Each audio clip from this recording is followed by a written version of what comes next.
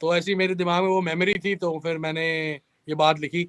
शायर ने खूब कहा है, हनी तुझ में डूब रहा है, दिल मेरा जलने लग रहा, बरनौल की ट्यूब कहाँ है। ये जब बरनौल आया ना, बरनौल वाली लाइन, किसी ने बल्ले बल्ले, मैं इतना जोर से हंसा, मैं कहा यार कैसे सोचा ये। और बरनौल पहले ना मतलब बहुत पहले यूज होता था, अभी तो शायद ये लोग नहीं यूज करते हैं। हम जब छोटे थे तो हमारी मम्मी लोग यूज करती थी, हम जब जल वल जाते थे तो बरनौल लगा दो। मैं कहा यार ये तो नॉस्टैल्जिया हो गया। मेरे को बहुत मजा आया उसमें, मैंने इसलिए आपको बार बार रिपीट से बोला कि मुझे शायर वाला लाइन जेन्युइनली अनएक्सपेक्टेड और मजेदार था। ये बार बार आएगा, इसको कैसे बंद करेंगे? ये लोग आपको अपना प्यार दे रहे हैं, उनके गिफ्ट्स हैं, इनको बंद क्यों करना चाह रहे हो आप? अच्छा ठीक है, नहीं मैंने कहा साउंड आती है ना एकदम से। ओके कोई नहीं, हम बल्ले बल्ले कर लेंगे साउंड आएगा तो आपके गाने आपको ऐसे ही ऑन द स्पॉट आप सोच लेते हो या डेली लाइफ से इंस्पायर होके बनाते हो अपने सारे गाने? मैं भाई दिल्ली में रहता हूँ और मेरे आसपास जितने भी आर्टिस्ट हैं वो सब नए लड़के हैं और यंग लड़के हैं, और उनके स्लैंग पकड़ता हूँ। और मैं स्ट्रीट पे बहुत जाता हूँ, स्ट्रीट पे ही रहता हूँ तकरीबन 3-4 घंटे। मेरा जिम के बाद स्ट्रीट फूड खाने, तो वहाँ लोगों को ऑब्जर्व करता हूँ और बातें सुनता हूँ, कुछ लोगों से मिलता हूँ। तो उस दौरान कई बातें निकल आती हैं जिसपे गाने लिखे जाते हैं। तो most of the time it's all about observation. तो somehow ये गेड़ियां मारते मारते तो आती है ना आपके पास? हाँ गेड़ियां मारते भाई, गाड़ी में सारी चीजें आती है, फिर स्टूडियो आके पूरा लिख लेता हूँ। बिल्कुल बैक बेंचर, आखिरी सीट पे बैठने वाला और हर बारी फेल होने वाला। तो आपका ग्रुप था कोई? मेरा पूरा गैंग था। मैं बड़ी छोटी हाइट होती थी मेरी उस वक्त, और मेरे स्कूल में, मैं 6 स्कूल में पढ़ा हुआ हूँ, गुरु नानक पब्लिक स्कूल पंजाबी बाग। तो उसमें सारे लंबे चौड़े सरदार थे मेरे गैंग में, लेकिन उसको रन मैं करता था और ऑर्गेनाइज मैं करता था उसको देखो, पूरा। आज इंडस्ट्री रन कर रहे हो आप, कौन जानता था कि ग्रुप रन करते करते इंडस्ट्री रन कर जाओगे। बस कितना देखो, सब कुछ रिटर्न होता है हमारी लाइफ में। बिल्कुल बिल्कुल ब्रदर। कोई ऐसा नहीं होगा, मैं बेट लगा सकता हूँ ऑनेस्टली, कोई ऐसा नहीं होगा जिसने आपके गाने पे नाचा ना। इतने गाने सुने ना हमने आपके, इतने गाने सुने। मेरे को वो गाना भी आपका बहुत पसंद था, okay okay okay everybody everybody everybody slow it down slow. मेरे को लिरिक्स याद है तो बड़ा बड़ा, बहुत मजा। उसमें तो ऐसी वाइब आती है ना। मैं जब मैंने पहली बार क्लब में वो सुना था, इतना नाचा हूं मैं इस गाने पे। फिर मैंने वीडियोस भी बनाए थे, अलग ही वाइब है उस लाइन में। वो जब लास्ट में आपका बूम बूम बूम आता है ना, love that. Thanks brother. Well, मेरे पास आपके मेलोडी राजा से रिलेटेड, मेलोडी रोजा से रिलेटेड बहुत सारे क्वेश्चंस हैं जो मैं पूछना चाहता हूँ। सो आप मुझे सबसे पहले ये बताइए कि आपकी जर्नी कैसी रही जब आपने गाने वाने को शूट किया? तो सेट वेट पे क्या माहौल था, कैसे आपने किया सारी चीजें? ये गाना बेसिकली 12-13 मिनट में मैंने लिखा। हाँ। और स्टूडियो में बैठ के, और फिर ये गाना बन गया और बहुत अलग सा था। और मैं इसमें गा रहा हूँ और इसमें रैप नहीं कर सकता था, क्योंकि एफ्रो गानों में रैप नहीं होता है ज़्यादा। एफ्रो गानों में सिंगिंग होती है मोर ओवर, जितने भी आप इंटरनेशनल एफ्रो गाने सुनो। तो फिर मैंने कहा इसमें मैं रैप नहीं करूँगा, क्योंकि और बहुत सारे गाने आ रहे हैं आने वाले महीने में। इनफैक्ट हर महीने एक नया गाना आएगा, तो बाकी गानों में सिंगिंग भी है और रैप भी है। सो मैंने सोचा कि इस बार ही रैप नहीं करते, बाकी आगे के लिए लोगों को थोड़ा दर्शाते हैं। तो I kept it like that. So उसके बाद ये गाना मैंने मिहिर गुलाटी, जो मेरा डायरेक्टर है, is like a younger brother to me, उसको मैंने भेजा और वो बोला भाई बहुत डिफरेंट वाइब है। तो उसने एक रेफरेंस वीडियो एडिट बनाया। तो फाइनली इसको हमने सिंपल शूट किया। इस गाने में कुछ चाहिए नहीं था, मैं और एक लड़की चाहिए थी, और जिसके साथ एक केमिस्ट्री हो। कोई बहुत बड़ा वीडियो नहीं है, बहुत बेसिक सा वीडियो है, but it came out really good. मेरे को प्रोडक्शन में बहुत खर्चा दिख रहा था, आप कैसी बातें कर रहे हो कि बहुत बेसिक सा वीडियो है। क्या सेट दिख रहा था पीछे? कहाँ शूट किया था आपने इस वीडियो को? दिल्ली में शूट किया था, एक फार्म हाउस पे। अच्छा ओके। तो आपका कोई ऐसा गाना होगा जिसमें आपको लगा होगा बहुत डिफिकल्ट लगा होगा लिरिक्स के टाइम पे, क्योंकि आप अपना गाना कंपोज भी खुद करते हो, लिखते भी खुद हो, ये सारा कुछ आपके अंदर है। तो मेरे को ये बताओ कि आपको सबसे ज्यादा डिफिकल्टी कब आई थी? डिफिकल्टी मुझे तब आती थी जब मुझे गाने लिखने नहीं आते थे। मैंने पंजाब में तकरीबन 7 साल काम किया as a music director and as a writer. तो मेरे पास पहले एज अ म्यूजिक डायरेक्टर ही मैं काम करता रहा हूँ। 2005 से मेरा गाना था खड़के गिलासी तेरे नाते, that was my debut. Okay. In 2005 with Ashok मस्ती, खड़के गिलासी 2005? तेरे नाते। यस, हाँ सुना है हमने। हाँ। तो वो गाना बहुत हिट हुआ था। उसके बाद मैं पंजाब शिफ्ट हुआ और मुझे वहाँ पे काम मिलना शुरू हुआ रीजनल मार्केट में। तो तब मैं अलग अलग राइटर्स को हायर करता था और वो लोग मेरे लिए गाना लिखते थे। तो एक वक्त इतना आया कि मेरे पास इतनी भीड़ आ गई सिंगर्स की म्यूजिक कंपोज कराने के लिए कि वो राइटर से वो गाने नहीं लिखे जाते। फिर मैंने कहा चलो मैं लिखने की कोशिश करता हूँ। तो तब मुझे दिक्कत आती थी लिखने में। जब से मैंने ब्राउन रंग लिखा और गाया, जब से दुकान चली मेरी, उसके बाद से सब कुछ फ्लॉलेस अपने आप हो रहा है। और मैं ज्यादा क्रिटिसाइज नहीं करता हूँ अपनी चीजों को, और ज्यादा सोचता नहीं हूँ, ज्यादा परफेक्शन में बिलीव नहीं करता हूँ। जो हो गया, जो जितना दिल में है वो कर दो। जितना इंसान और इंसान का काम रॉ रहता है ना, वो उतना बेस्ट रहता है। If you try to excel the excellency, you spoil everything. Vibe है आपके साथ यहाँ पे, पता नहीं क्यों मेरे को ऐसा लग रहा है। Thanks brother. आपने स्टार्टिंग से इतना कुछ किया, मतलब आपका पहला गाना ही जब वायरल हुआ, और वैसे भी वो बहुत ज्यादा वायरल हुआ था, बहुत चला भी था, फिर उसके बाद आपको ऐसा लगा कि मे बी अभी क्या होगा, ऐसा कुछ हुआ? आपको ऐसी फीलिंग आई? हाँ, उसके बाद मुझे तकरीबन 1.5 साल बिल्कुल काम नहीं मिला था, और मेरी फाइनेंशियल सिचुएशन बहुत ख़राब हो गई थी। तो मेरा दोस्त है दिल्ली से, मधुकांत, तो उसने मुझे बहुत हेल्प करी उस वक्त। तो फिर उसने मुझे खुद सजेस्ट किया कि भी तुझे अगर काम नहीं मिल रहा है तो पंजाब में बहुत काम है, वहाँ पे सिंगर्स को, म्यूजिक डायरेक्टर्स की बहुत ज़रूरत है, और वहाँ बहुत लिमिटेड और बहुत बेसिक सा लोग म्यूजिक बना रहे हैं। तो फिर मैं पंजाब शिफ्ट हुआ। फिर उसके बाद सारा कुछ सही रहा। और स्ट्रगल तो लाइफ के दौरान चलती रहती है और चलनी भी चाहिए। और आज भी हम स्ट्रगल कर रहे हैं, पहले भी स्ट्रगल कर रहे थे। तो मुझे लगता है कि इट्स पार्ट ऑफ लाइफ। यही शायद दिस इज द रीजन कि आपको लोग इतना प्यार करते हैं, पता है? मेरे को अभी पर्सनल कनेक्शन हुआ, बाकी किसी भी, मैंने स्टार से जितने लोगों से बात किया है, इतना कनेक्शन किसी से नहीं बन पाया। आपने थैंक्स बहुत प्यार से ब्रदर। सारी चीजों को बताया, ऑनेस्टली। वो थैंक यू। इंटरव्यू वाला जो भी चल रहा है वो अलग से हटके, पर मैं अपना पर्सनल एक्सपीरियंस अभी का बता रहा हूँ। This is the only reason कि आज यो हनी सिंह है सबके लिए। अभी और अब, शुरुआत है दोस्त, अभी तो शुरुआत है। अरे अभी तो मैं इट्स वेट जस्ट कर द रहा हूँ। और बिगिनिंग। इट्स जस्ट द हमने ना, बिगिनिंग। हमें तो क्लब में मजा आता है, आप बैक टू बैक गाने आप लाओ, लोगों हम का नाचते रहेंगे। आप लोगों का साथ रहेगा तो बहुत कुछ ऐसा करेंगे जो हिंदुस्तान ने पहले कभी नहीं देखा। अरे क्या बात बोल दी आपने! फिर तो साथ क्या, आप मुझे अपने साथ ही ले चलो, मैं पीछे पीछे खड़ा रहूंगा। वेल, आप ना, मेरे पास एक चीज, एक क्वेश्चन है मेरे पास। What does melody Raja mean? How did you come up with this melody Raja? क्या सोचा आपने? मेरे म्यूजिशियन बनने के पीछे 3 आर्टिस्ट का बहुत बड़ा हाथ है। अपाची इंडियन सर, और अमर सिंह चमकीला, जो पंजाब के बहुत बड़े फोक आर्टिस्ट थे। ओके, तो मैं तकरीबन 10 साल का हूँगा, और मेरे अंकल ने मुझे पहली बार एक गाना सुनाया जो तमिल में था। एक पंजाबी लड़के को एक तमिल गाना सुनाया, which was Roja, in okay, Tamil by Rahman. हाँ, तो मुझे ऐसा लगता है कि रोजा एक ऐसी मेलेडी बनाई गई है रहमान सर के द्वारा, जो कभी ना पहले बन सकती है ना कोई बना सकता है इस दुनिया में। तो अरे मैं क्या बात!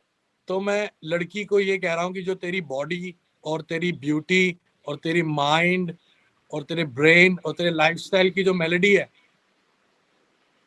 लोगों को पसंद आ रही है जो आपकी बातें। जो तेरी मेलेडी है, तेरी मेलेडी इज जस्ट लाइक रोजा, इट्स यूनिक। तो ओह, वहां से मेरा ये थॉट आया कि मैं लड़की को बोलूं कि तू मेरी मेलेडी रोजा। तो ये तो आपने गेड़ी मारते नहीं सोची, इसमें तो बहुत मेहनत लगा, इतने पुराने टाइम का शब्द नहीं नहीं, सिर्फ मैंने नॉल। 12-15 मिनट में गाना लिखा भाई पूरा। तो लिरिक्स तो आपने सोच रखी होगी ना पहले से, माइंड में कुछ तो चल रहा होगा। नहीं नहीं नहीं, कुछ भी नहीं सोचते, बैठते हैं, बीट चलती है और अपने आप मेर होती है ऊपर से। आर्यन ने आपको क्राउन दिया, रिजर्व थैंक है। You brother. 15 मिनट के अंदर आपने इतना बड़ा गाना लिख लिया? इतना टाइम बस जोन में होना चाहिए आर्टिस्ट। अगर मैं जोन में होता हूँ तो लिखा जाता, नहीं तो 3-3 महीने कुछ भी नहीं लिखा जाता। तो कोशिश अपने आप की ये रखता हूँ कि अपने आप को बहुत खुश रखूँ, और मेरे आसपास जो लोग होते हैं उनसे ये मेरी उम्मीद होती है कि मुझे हमेशा खुश रखें, सो दैट कि मैं क्रिएटिव रहूं और अच्छे अच्छे गाने बनाऊं और मस्ती करता रहूं। तो तकरीबन मैंने 70 गाने बनाए 1 साल में। 70 गाने 1 साल में? यस। ओ भाई! और वो जल्दी जल्दी रिलीज होंगे बहुत सारे, दिसंबर तक तो 10-12 गाने आ जाएंगे। हर महीने एक गाना आएगा, प्लीज सपोर्ट कीजिए। गाइस, इससे बड़ा अनाउंसमेंट क्या चाहिए? ऐश करो यार, आपने मेरी बात बोल दी। आप मेरे को ये बताओ कि आपको माहौल के लिए क्या चाहिए होता है? मतलब आप कौन से वाइब में लिखते हो? रात में लिखते हो, दिन में लिखते हो, कि कब लिखते हो आप? मैं भाई आपके चक्कर में अभी उठा हूँ दोपहर से 1 बजे से, नहीं, आपके बोलने इंटरव्यू वाला के था। चक्कर में। मेरा लाइफस्टाइल उल्टा है, मेरी क्लॉक उल्टी है। मैं सुबह 8 बजे सोता हूँ और शाम को 5 बजे उठता हूँ। तो मैं सारी रात काम करता हूँ, 11:30 बजे से लेके सुबह 6 बजे तक मैं स्टूडियो में होता हूँ। कहते भी रात में दिमाग ज्यादा चलता है, ऐसा है क्या? मैं तो ज्यादा जगा नहीं हूँ रात में। रात को मेरी तकरीबन 15 साल से यही रूटीन है, मैं रात को ही काम करता हूँ। 15 साल से? 15 साल से। तो आपको डांट नहीं पड़ी घर पे कि रात रात भर जग क्यों रहा है? हाँ बहुत पड़ती थी, बहुत बहुत ज्यादा बैंड बजती थी मेरी पहले। तब स्ट्रगल भी कर रहे थे, पैसा भी नहीं था। हाँ तब तो ज्यादा। मतलब बोलते रहे कि तेरा गाना तो हिट हो गया, लेकिन तेरे पास काम नहीं है, ना पैसा है, ना गाड़ी, ना दौलत, ना शोहरत। सड़क पे चलता तो लोग तेरे को पहचानते भी नहीं है। तो तू ये कर क्या रहा है जिंदगी में? तो और रात रात को जागता है, पता नहीं कहाँ रहता है, पता नहीं क्या करता है। तो यही सब चलता था। तो रात को काम करता हूँ, बहुत मस्ती रहती है। मेरे ग्रुप में आर्टिस्ट हैं होमी दिल्ली वाला, और मेरा कज़न है उद्भव, और मेरा म्यूजिक प्रोड्यूसर आर्टिस्ट है बेस योगी, और एक है करुण। तो हम ये 4-5 लोग बैठते हैं, और बाकी जो मेरे दोस्त हैं जो नॉन म्यूजिकल हैं वो भी आ जाते हैं, और मस्तीबाजी होती है थोड़ी, और बातें होती हैं, और बातों में से बातें निकलती है और फिर गाने बन जाते हैं। और वही गेड़ियां हो जाती है आपकी। हाँ। तो कहीं ना कहीं घर वालों की बात आपको दिल पे लग गई कि नहीं, ऐसे नहीं बोल सकते आप लोग, अब रात की मेहनत रंग लाएगी। हाँ, और आज आप मेरी मम्मी को मेरे में बहुत यकीन था शुरू से कि ये कुछ करेगा। तो जब घर वालों को ऐसा नहीं होता सबके साथ ना, आपके घर वालों का आप पे यकीन था न्यूअर की मम्मी को यकीन पापा है का तो नहीं करना था। पड़ेगा?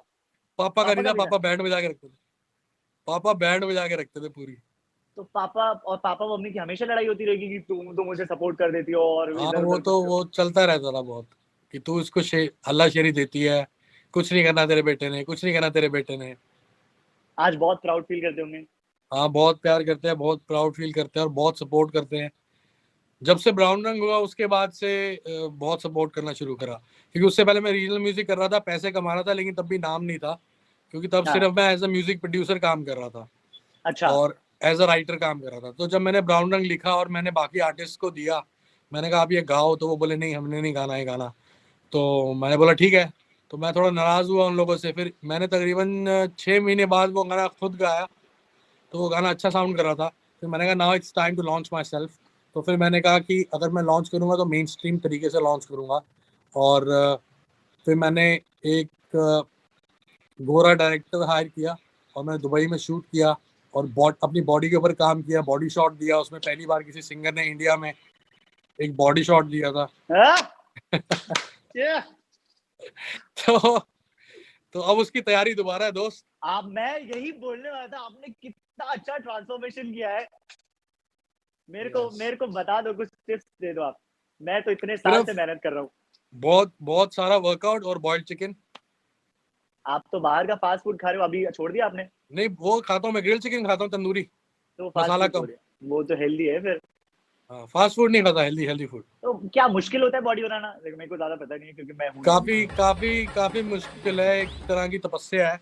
और मेरे ट्रेनर ने बहुत मेरी हेल्प करी और मदद करी, रोदेश ने, he is like my childhood friend. अच्छा, तो हम तभी। लोग हम मैं बॉडी बिल्डिंग 98 97 से कर रहा हूँ, जब मैं 15-16 साल का था। तो हाँ। हम लोग सरकारी जिम में एक्सरसाइज करने जाते थे। जहाँ पे चेन में ना, बल्ले बल्ले। आपका सच्चा दोस्त था, उसने आपकी बहुत हेल्प कर दी बॉडी बनाने में। हाँ, आपको हमने शुरू से देख रखा है। हाँ। मेरे को ऐसा नॉस्टैल्जिया वाली फीलिंग आ रही है, पता है? हम आपको ऐसे छोटे छोटे स्क्रीन पे देखते थे, 3G वाला नेटवर्क। ओए भाई हनी सिंह के गाने आ गए भाई, आजा देख देख, वैसे देखते थे।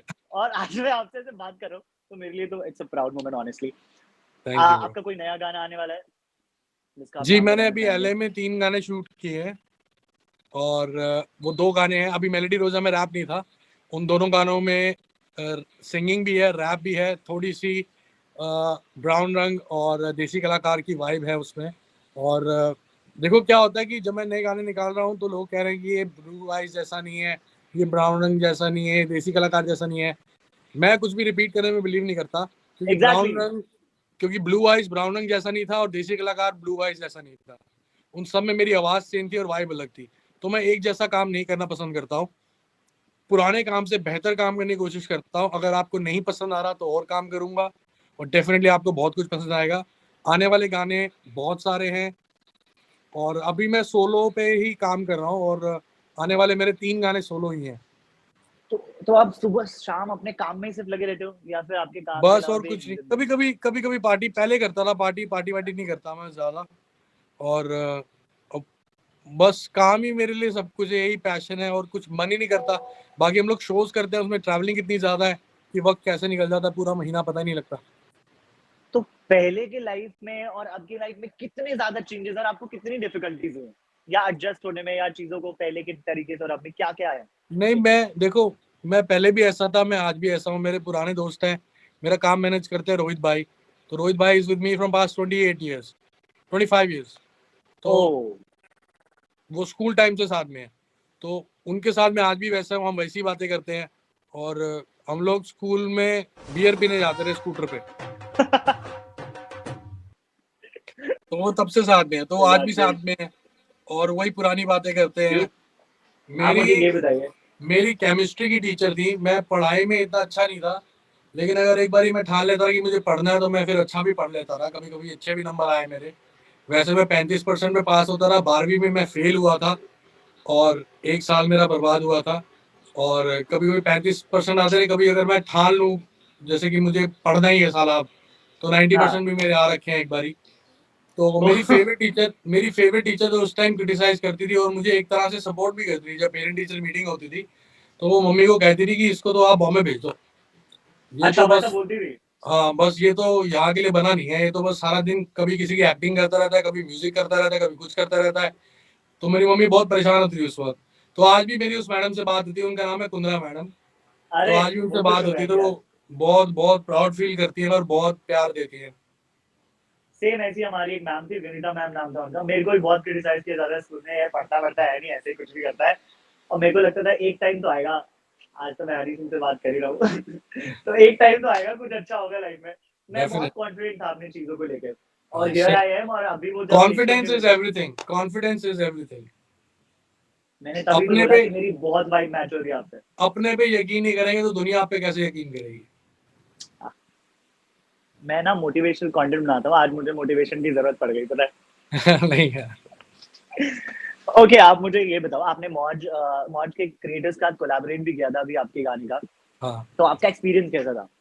हर बार मुझे ऐसा लगता है, देखो एप्स बहुत सारी हैं, लेकिन मुझे मौज की रीच बहुत पसंद है, क्योंकि मुझे देखो इंटरनेशनल म्यूजिक करना है लेकिन अंग्रेजी में नहीं करना है। क्योंकि मेरे पास अच्छा। वन हाँ क्योंकि मेरे पास 1 बिलियन घर पे एक फैमिली है जो मेरी हिंदुस्तानी फैमिली है। अरे तो वाह। उस 1 बिलियन फैमिली को मौज बहुत अच्छी तरह रीच करता है। हाँ, तो ऑनेस्टली आई एम मौज क्रिएटर। मौज की रीच मासेस में बहुत ज्यादा है। आप देखो तो मौज पे मेरे जैसे टैलेंटेड क्रिएटर है। Yes yes yes yes. Rajesh ने आपको वापस से बल्ले बल्ले दिया, वो डांस वांस कर रहे हैं लोग आपके लिए। मेरे को अभी आप ये बताओ कि आप, what is your message to upcoming music creators on Moj app? आपने उनके साथ कोलैबोरेट किया है, तो उनकी कम्युनिटीज, मौज कम्युनिटीज में जो भी आर्टिस्ट है, सिंगर हैं, जो भी कंपोजर हैं, जितने लोग भी हैं, आप उनको एक क्या मैसेज देना चाहोगे जिससे वो कुछ अच्छा क्रिएट कर सकें? देखो मुझे ऐसा लगता है कि मैं खुद अभी सीख रहा हूँ, तो मैं किसी को क्या सजेशन दूं, क्योंकि मैं किसी को भी लाइफ में ज्यादा सजेशन देता नहीं हूँ, ना किसी की सुनता हूँ, ना किसी को देता हूँ। ये तो सेकंड वाला ज्यादा अच्छा लगा। तो ना किसी की सजेशन लेता हूँ ज्यादा, ना किसी को ज्यादा देता हूँ। लेकिन बाकी जो नए आर्टिस्ट आ रहे हैं जो इस इंडस्ट्री में कुछ करना चाहते हैं, उनको सिर्फ एक बात कहना चाहता हूँ कि अपने दिमाग की कभी नहीं सुननी, सिर्फ अपने दिल की सुननी है। सिर्फ अपने दिल की सुननी है और किसी की नहीं सुननी, और अपने पे यकीन रखना है कि मैंने ये जो बनाया है ये बेहतरीन है। वो साला किसी को समझ में आए ना आए, पसंद आए ना आए, लेकिन एक दिन आएगा। एक दिन आएगा एक शायद। दिन। मैं डैम श्योर, मैं इस चीज में इतना कॉन्फिडेंट हूँ, मेरे साथ सारी वैसी चीजें हुई है। मेरे दिल में जो जो आया है मैंने वो सब किया है। जो बस। मैं कंटेंट बनाता हूँ मोटिवेशनल, और मैं जो यहाँ पर हूँ, बहुत अलग दोनों पर्सनैलिटी है। मैं एकदम स्ट्रेट होकर सेम मेरे जिंदगी साथ में। भी यही है। मेरे साथ भी यही है। मैं अपने वीडियोस में बहुत ग्लैमरस, बहुत स्पॉइल्ड, बहुत एक्स्ट्रा लाउड पर्सनालिटी और बहुत ज़्यादा मस्ती करता हुआ, मस्ती तो मैं पर्सनल लाइफ में भी बहुत करता हूँ, लेकिन वो एक इमेज वो है जो मैंने एक डेवलप करी, जो हिंदुस्तान का हर लड़का करना चाहता है करना चाहता है, एग्जैक्टली। और उसको सोसाइटी रोकती है। वो खुलेआम हाँ दारू पीना चाहता है, उसको सोसाइटी रोकती है। तो वो कहता है हाँ 4 बॉटल वोडका करूंगा। तो वो वो सरेआम एक लड़की से प्यार करना चाहता है और उसको बताना चाहता है कि मैं तेरे लिए ये कर सकता हूँ और मैं तुझे आज रात लेके जाऊंगा साथ में। तो वो मैंने ब्लू आइज में किया। तो हाँ मैं पर्सनल लाइफ में और प्रोफेशनल लाइफ में बहुत अलग इंसान हूँ। जो लोग मुझे पर्सनली जानते हैं, मेरा सर्कल बहुत छोटा है पर्सनली, और मैं बहुत लिमिटेड लोगों में रहता हूँ, और बाकी दोस्त बहुत सारे हैं मेरे। तो मैं दो अलग पर्सनालिटी डेफिनेटली हूँ आपकी तरह। मैं आपको एक इंसिडेंट बताता हूँ। अचानक से मुझे ऐसा फील हुआ कुछ टाइम पहले। अभी कुछ क्रिएटर्स थे जो आपके साथ वीडियोस वगैरह बना रहे थे, और शायद मैं वहां पहुंच नहीं पाया था। आई गॉट कॉल कि मुझे जाना है, पर बहुत इंपॉर्टेंट चीजें थी, बहुत सीरियस सिचुएशन था कि मैं आ नहीं सका। मेरे को इतना रिग्रेट हो रहा था ऑनेस्टली कि मैं आपको बहुत पहले देख रहा हूँ, तो मुझे बहुत मन था कि हम मिले कभी।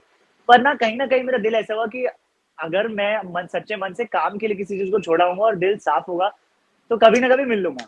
और जस्ट आई रियलाइज कि कितना सही कॉन्वर्सेशन चल रहा है, और here I am. Thank you पाजी फॉर ज्वाइनिंग मी। मेरे को इतना अच्छा लग रहा है बात दोस्त, करके। मैं ये बात कहना चाहूंगा कि अगर कोई चीज आप जिंदगी में चाहते हो, अगर आपको आज नहीं मिल रही ना, तो कल जरूर मिलेगी। ऊपर वाले को वक्त पता है, हाँ, और अगर आज नहीं मिल रही तो कल बेहतर तरीके से मिलेगी। सीख गया मैं बहुत कुछ, पता है, इस लाइफ से।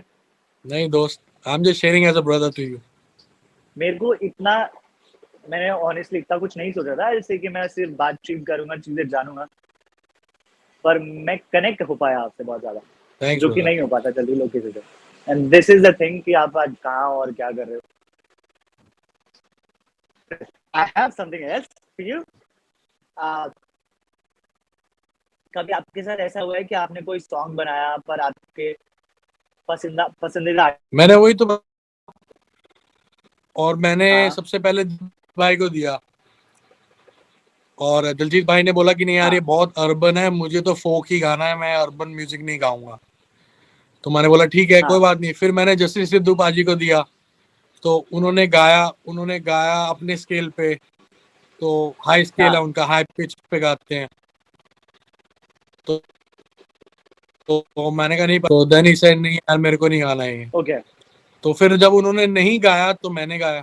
तो अगर मुझे ऐसा लगता है कि पहले मेरी कोशिश ये होती है कि मैं जिंदगी में कुछ भी करूं तो एक कलेक्टिव एफर्ट से करूं, हाँ 4 लोगों को जोड़ूं और फिर काम करूं। तो अगर वो 4 लोग हाँ। मुझसे नहीं जुड़ते, फिर मैं अकेला काम करता हूँ। मतलब आपने अगर कोई करे ना करे, जुड़े ना करना है, जुड़े, अपने को करना, अपने करना को है, करना है। करना है वो। पावर भर दिया आपने संदीप महेश्वरी वाली। आप मुझे ये बताओ, आपका कौन सा फेवरेट लाइन है मेलोडी रोजा से? शायर ने मेरा खूब, तो शायर वाला। शायर ने, आपका भी वही है? मेरा फेवरेट है। मैंने बोला ना, हमारा कनेक्शन मैच हो रहा है। मैंने 4 बार बोला मेरे को लाइन बहुत पसंद है, और मुझे समझ में भी आ गया आपका भी होगा, मैं फिर भी मैंने आपसे पूछ लिया। ओके। तो आपने कई सारे कोलैब्स करे अभी तक। आपका ड्रीम ड्रीम कोलैबोरेशन क्या है? रहमान। ओ, वो भी हो जाएगा बहुत जल्दी। आपने तो बहुत सारी चीजें उनके साथ करी हैं, देखी हैं। ओके। तो अगर आप यो यो हनी सिंह ना होते, तो क्या नाम रखते? तो क्या? तो क्या होते? कुछ भी नहीं होता भाई, कहीं धक्के खा रहा होता, लेकिन स्ट्रगल कर रहा होता, और यो हनी सिंह बनने की कोशिश कर रहा होता। इस अगर ये ना कर रहा होता तो मैं कुछ भी नहीं कर रहा होता। बहुत नालायक इंसान हूँ मैं। नालायक इंसान थे शायद, अब नहीं है। हाँ। बचपन में वो जो मम्मी की नजर में। बस अदरवाइज आप बहुत अपनी चीजों में बहुत क्लियर थे कि आपको करना क्या है। बस। आप मुझे वो शायर वाली लाइन एक बार सुना दोगे प्लीज? शायर ने खूब कहा है, हनी तुझ में डूब रहा है, दिल मेरा जलने लग रहा, बरनौल की ट्यूब कहाँ है, मेरी मेलोडी रोजा थोड़ी सीधी हो जा, करूँ बत्ती बंद मैं कमरे में खो जा, मैं सर्च करूं तुझको, तू सर्च करे मुझको, टर्न ऑन टर्न ऑन, तू मच करे मुझको। मम्मी बर्नॉल की क्रीम दे दो। आपने बर्नॉल ही लगाया था जब आपका हाथ जला था तो? मैंने पेस्ट लगाया था, कौन सा? कोलगेट? व्हाइट पेस्ट था जो होता है। प्रॉपर देसी हो नहीं आप? देसी हमें लगा पूरे, हम गांव में ऐसे करते हैं यार। देसी देसी पूरा। भाई हनी सिंह पेस्ट लगाते हैं, और हम बाहर से महंगे महंगे मलहम लेकर आते हैं चोट पे लगाने के लिए। सीखना चाहिए हमें कुछ। देसी नुस्खा ज्यादा अच्छा होता है नहीं? हमेशा देसी चीज हमेशा अच्छी होती सबसे पहले मम्मी लोग ही लगाती थी हमें, कुछ जल जाता था तो पेस्ट लगा ले, पेस्ट लगा ले, पेस्ट लगा ले, ठीक हो जाएगा। और फिर भी मेरे को लगता नहीं पेस्ट से ठीक हो जाता है। नहीं हो जाता है, काफी बेहतर होता है। पता नहीं, हम तो सुनते नहीं थे कभी मम्मी की, तो शायद इसलिए। और मैं तो मम्मी पापा दोनों का नालायक ही बेटा था, पर आज प्राउड बेटा हूँ। Yes yes definitely. ओके, सो मेरे पास एक सेगमेंट है जिसमें आपको यस है तो ये, नो है तो नो। ओके, सो आप रेडी हो? Yo-Yo Honey Singh is always searching for a melody. Oh. I don't search for anything. I get it. I create or I get it. ये बहुत अच्छा था। Diljit Dosanjh was one of your choices for Brown Rang. Yo-Yo Honey Singh to collaborate with South composer DSP soon. Yo-Yo Honey Singh can play tabla really well. Not really well anymore. Anymore मतलब आप पहले करते थे, अच्छा अभी नहीं? School में बजाता था। तो छोड़ क्यों दिया आपने? उसके पीछे एक रीजन है, रिलीजियस रीजन है, इसलिए छोड़ दिया था। ओके, आपका कोई ऐसा फनी मोमेंट बताओ ना स्कूल में जो अनएक्सपेक्टेड था। बहुत सारी चीजें करता था स्कूल में, बम बहुत फोड़ता था मैं।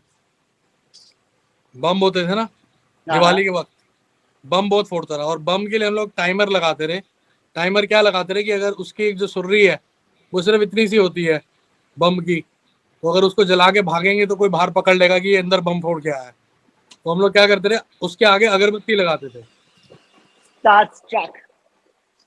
उसके आगे हम लोग अगरबत्ती लगाते थे, तो जब तक अगरबत्ती जलती थी तब तक हम बड़ी दूर निकल जाते थे, फिर बम फटता था। तो ऐसा कुछ प्लान पकड़े नहीं गए? नहीं, एक 2 बार ही पकड़ा गया था और बहुत मार पड़ी थी स्कूल में। प्रिंसिपल से मार पड़ी थी एक दिन, तो पूरे स्कूल के सामने।